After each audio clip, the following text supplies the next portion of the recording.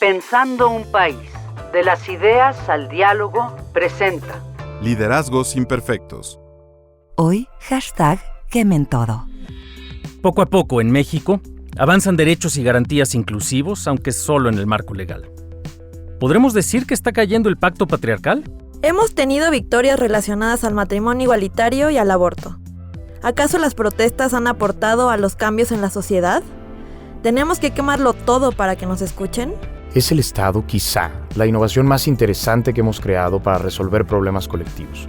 ¿Por qué no le damos una oportunidad? ¿Qué tan buena feminista eres? ¿Lo suficiente como para opinar del tema en redes sociales o aún no tienes membresía?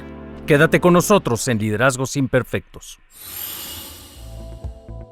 Un podcast que mira la actualidad desde la perspectiva de una generación que se ha dado a la tarea de construir espacios de convivencia más justos, enriquecedores y productivos, aunque no sean perfectos. Soy Alejandro Poiré. Hace algunos años fui secretario de Gobernación y ahora soy profesor y decano en la Escuela de Gobierno del TEC de Monterrey. Quienes nacimos después de los 70 creemos con firmeza en la igualdad de todas las personas. Soy Lilian Chapa Colofón y estudio obsesivamente instituciones y políticas de seguridad. No importa el género, identidad, orientación, color de piel o religión, somos todos mexicanos. Soy Edgar Martín y me interesa mucho cómo la economía, la tecnología y el derecho van moldeando, queramos o no, a la sociedad entera. Somos quienes alzamos la voz. Soy Daniela Tejas Míguez, corredora, bordadora, bisexual y feminista contra el fascismo y el racismo. Estudié ciencia política y soy activista por la justicia social. Juntos en este diálogo sobre liderazgos imperfectos. Un podcast que nos pone a pensar un país. Soy de los que creen que todo puede cambiar, para mejorar, para reconstruir nuestra convivencia, incluso en lo más elemental y lo más profundo, para cuestionar y replantear la determinación que como sociedad hemos construido para definir qué le toca hacer y qué no a una persona en función de sus órganos sexuales. Todo puede cambiar y podemos asumir con responsabilidad el precepto de la libertad y dignidad de las personas para encontrar la mejor forma de construir sus vidas y contribuir a su comunidad. Creo que una de las cosas que ha cambiado para siempre en nuestro país, aunque las consecuencias de ese cambio apenas las estamos atisbando, es la solidez de un pacto patriarcal que ha definido prácticamente a todas las sociedades contemporáneas y sobre el cual tenemos, con humildad y con determinación, todavía mucho por aprender y mucho aún por transformar. Para millones, Alejandro, este tema trae esperanza de un futuro mejor para nada menos que la mitad de la población mundial. Para otros tantos, trae incertidumbre y cuestionamientos profundos sobre lo que se consideró el lugar de cada quien, de hombres y de mujeres, por generaciones. El debilitamiento del pacto que coloca a ellos en posición de ventaja en casi todos los aspectos de la vida, en lo profesional, lo económico y en términos de libertades, solo por nombrar algunos. Estamos hablando del pacto patriarcal. ¿Se está cayendo? ¿Lo estamos tirando? ¿O es un espejismo en un mundo de y para los hombres? Yo estoy convencido que en la marcha del 8 y el paro del 9 de marzo de los años pasados se dio un gran golpe en contra del pacto patriarcal y todos los condicionamientos con que nos acercamos tanto al tema de la igualdad de las personas y su acceso a los derechos, como también respecto a qué papel juega la protesta en la transformación. Y que ello es en parte lo que explica nuestra incapacidad para aprovechar mejor las insatisfacciones existentes. Hay una gran ebullición, hay una gran posibilidad de transformación y tenemos que atenderla. Creo que empezar con eso es súper importante. Creo que ya no lo puedes parar. Lo que yo veo es que esto ya no es algo en el que es una conversación de un grupo de personas. Es una conversación que está en la agenda pública, que la gente está teniendo. Estés en contra, estés a favor, no sepas en dónde estás. Y creo que tenemos que basarnos en ese hecho para decir cómo me voy a involucrar. Y si quiero ser parte de la solución o quiero seguir siendo parte del problema.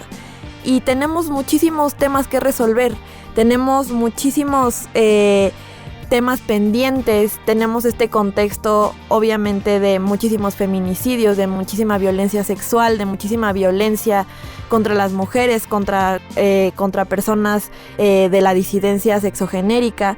Entonces creo que esa conversación ya es algo que está ahí y además estas manifestaciones de las que habla se llenaron de una diversidad de mujeres y de personas, y creo que también vemos que ya no es esta figura de la feminista que está dando cátedra, de la académica, sino que hay una democratización de quienes están brindando ese conocimiento, de quienes están haciendo incidencia, de quienes están dando movilización social, y eso también lo tenemos que ver. No estamos ante este movimiento social que es una figura de una persona, sino que estamos viendo que hay manifestaciones en los estados, que hay manifestaciones fuera de la Ciudad de México, que eso también me parece muy importante. Yo creo que con miras a que el movimiento siga avanzando de manera tan exitosa como lo estamos viendo últimamente con las decisiones de la Corte en el sentido del aborto y el derecho de acceder al aborto para las mujeres en México, creo que hay que recordar cómo al movimiento feminista en México se le reclamó en los últimos años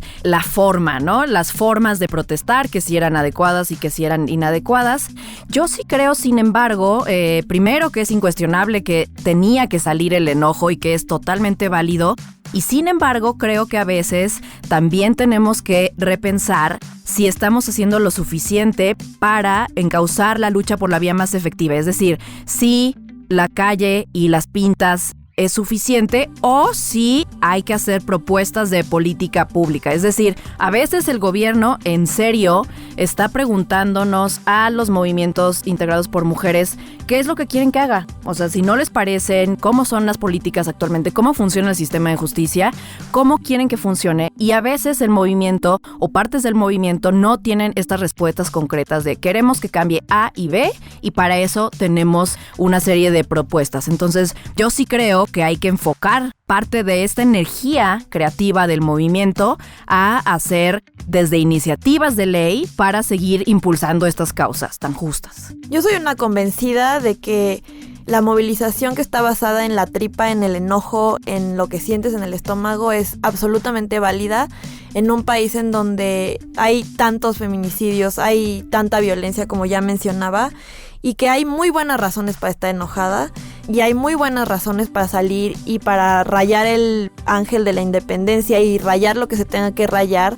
Creo que también esta visión de que esto es algo nuevo es algo que justo no está honrando la historia que tenemos de lucha de parte del movimiento feminista y del movimiento de mujeres. Esto no es algo que empezó en el 2019. Esto es algo que viene de muchísimos años atrás, de luchas que han intentado todo, marchas pacíficas, marchas en silencio, activismo, performance, ir a las cámaras, ir con legisladores. O sea, esto es algo que ha intentado absolutamente todo, yo diría, ¿no? Entonces creo que también no podemos ponernos en un lugar en donde estamos evaluando qué es mejor que otro, sino que justamente, como dices, Lilian, creo que tenemos que ir en un trabajo conjunto, honrando esa diversidad, pero también creo que sí tiene que haber una propuesta de política pública mucho más concreta en esto de hacer incidencia, porque sí creo que muchas veces cuando nos preguntan qué quieren, la tripa a veces no te da para decir, bueno, lo que necesitamos es alumbrado público, lo que necesitamos es tal y tal y tal. Uh-huh. Sí, como que son complementarias también, ¿no? Sí, y yo también hablaría justamente de, creo que usas la palabra más correcta, como en este momento de la tripa y del enojo súper fundamentado por parte de los grupos feministas. Yo me acuerdo que hubo un momento donde el movimiento tuvo muchísima voz en redes sociales e incluso llegaba su poder y su influencia llegó a tal grado que el presidente se enojaba al hablar de estos temas, y creo que fue un gran momento que sin embargo se ha ido perdiendo. Y creo también que un poco de esta tripa hizo como que generó que en algún momento se tornó tan confrontativo, es decir, como tan selectivo en torno a quién podía integrar, qué mujeres realmente estaban integrando al movimiento, que terminó excluyendo también a muchas mujeres, ¿no? Y creo que a veces te hacía sentir esta fuerza con la que se reclamaban y se reivindicaban causas, también te hacía sentir un poco como que no eras lo suficientemente buena para ser feminista. Creo que eso fue algo de lo que le fue quitando un poco de fuerza y que vemos hoy en día un movimiento un poco disminuido y que ya no se confronta con el presidente, y a mí me parecía uno de estos grandes momentos y una de sus grandes aportaciones. Y creo que es esto que dicen muchas activistas sobre que la teoría no te nuble la empatía.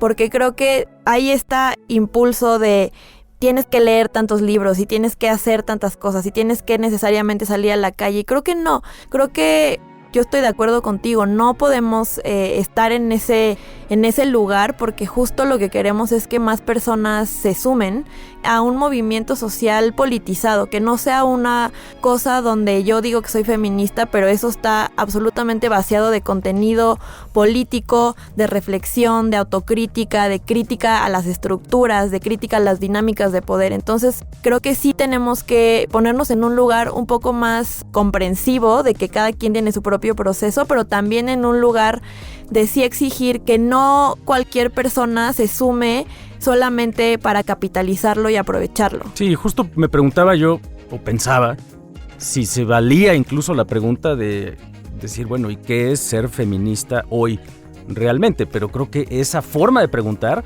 es de entrada suponer que hay una forma correcta de ser feminista.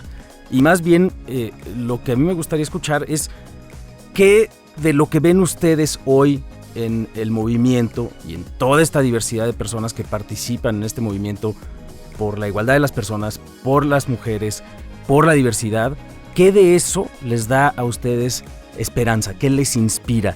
Y también, quizá, ¿cuáles caminos nos parecen menos fructíferos? Y si es el caso, ¿qué rol hay para los hombres en esta agenda? Yo creo que es una pregunta difícil y creo que para mí es un proceso muy personal de crítica, de autocrítica y de transformación, que justo es mirar el mundo y cuestionarlo y ver por qué es así y qué podemos hacer para cambiarlo.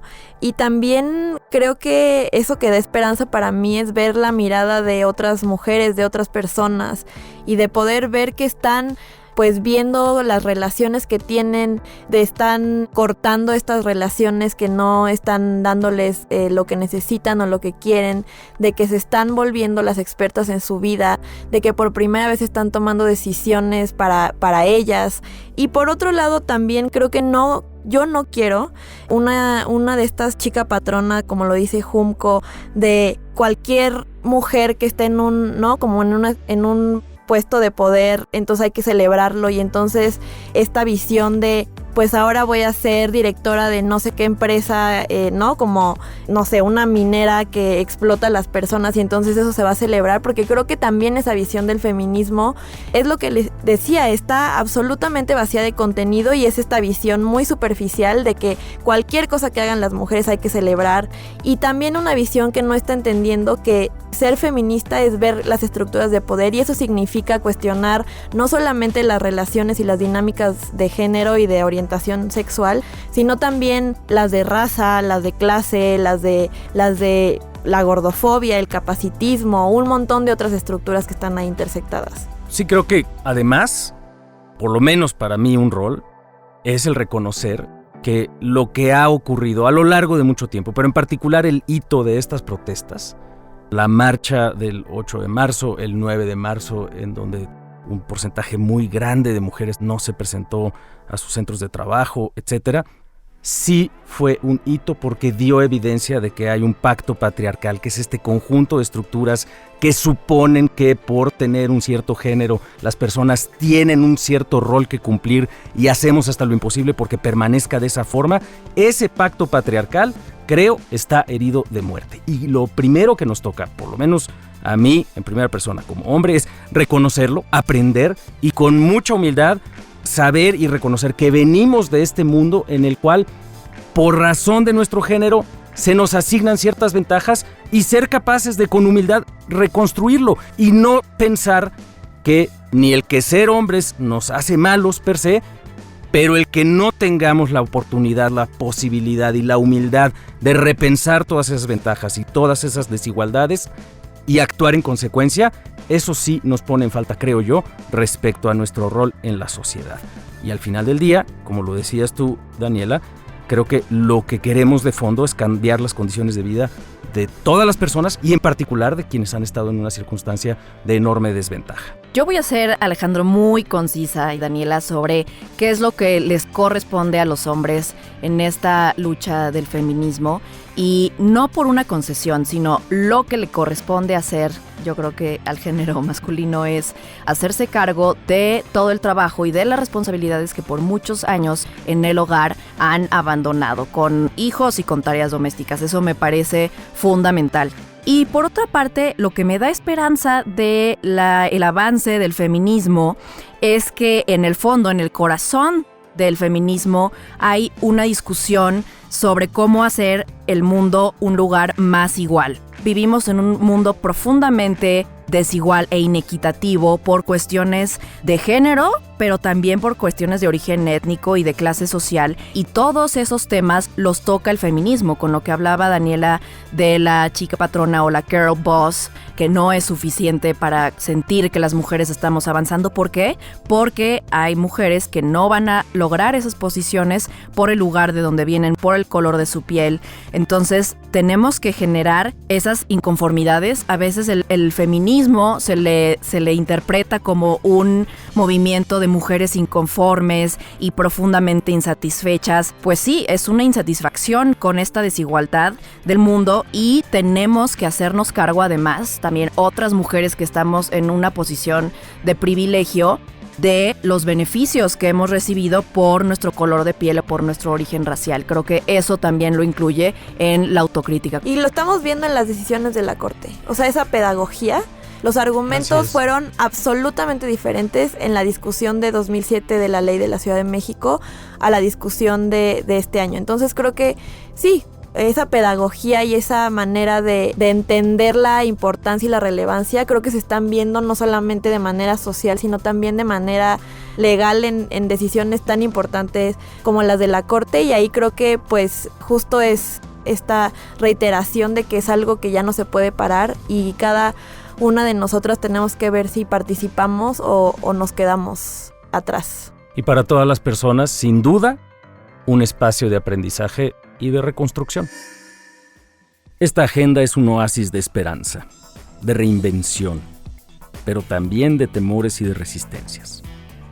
Es importante que lo abordemos con mucha humildad, con paciencia y retomando algo que mencionaba Daniela. Reconozcamos que todas y todos compartimos una formación basada en la exclusión del otro, en nuestro racismo, nuestro sexismo, nuestra homofobia, nuestra transfobia. Eso no nos hace necesariamente o ineludiblemente malas personas, ni se nos está exigiendo que de un día para otro cambiemos todas nuestras predisposiciones y convicciones.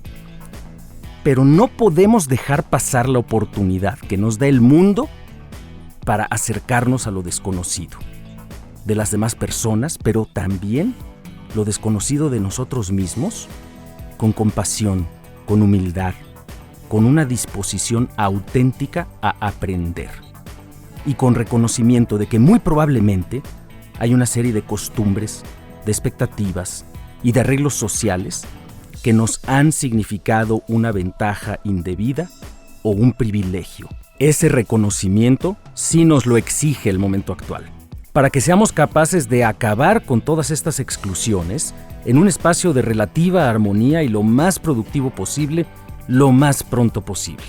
En particular para aquellas personas que hoy, simplemente por ser quienes son, sufren condiciones inhumanas o vulnerabilidades extraordinarias.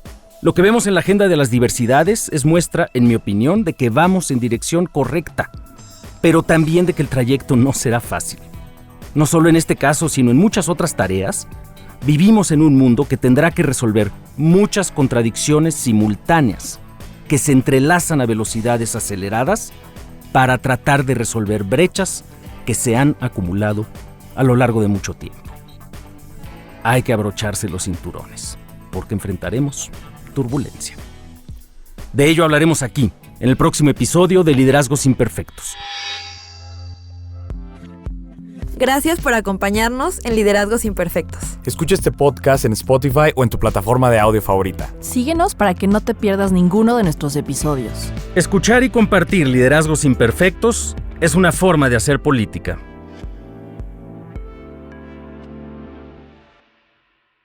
Este es un podcast de la colección Pensando un País, producido por Hook Audio.